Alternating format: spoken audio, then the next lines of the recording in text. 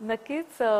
आता हे दोन बंधू जे 20 वर्षानंतर एकत्र आले त्याचं क्रेडिटही तुम्हालाच जातंय की तुमच्यामुळे ते एकत्र आले.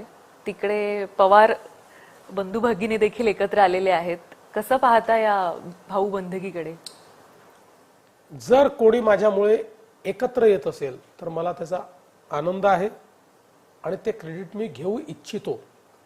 त्याने कुठल्याही कारणाने दिलं असेल, पॉलिटिकल कारणाने, कुठल्याही कारणाने, तरी मला आनंद आहे. मी ते क्रेडिट घेऊ इच्छितो. कारण हिंदू हृदय सम्राट शिवसेना प्रमुख बाळासाहेबांना जे जमलं नाही, त्यांची फार इच्छा होती हे सोबत आले पाहिजे, ते माझ्यामुळे जर घडलं असेल तर बाळासाहेब मला वरून आशीर्वाद देत असतील.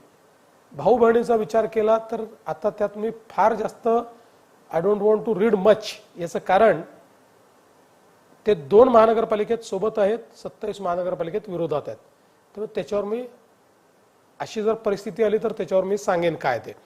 पण आज सांगतो, 2 बंधू जे एकत्रित आले आहेत त्यांच्या येण्याने कोणताही परिणाम होणार नाही. मुंबई असेल, कल्याण डोंबिवली असेल, ठाणे असेल, नाशिक असेल, जिथे जिथे ते एकत्रित लढतायत त्या प्रत्येक ठिकाणी महायुतीच जिंकेल. चांगलं मॅन्डेट आम्हाला मिळेल. त्यांच्या एकत्रित येण्याने काही फरक पडत नाही.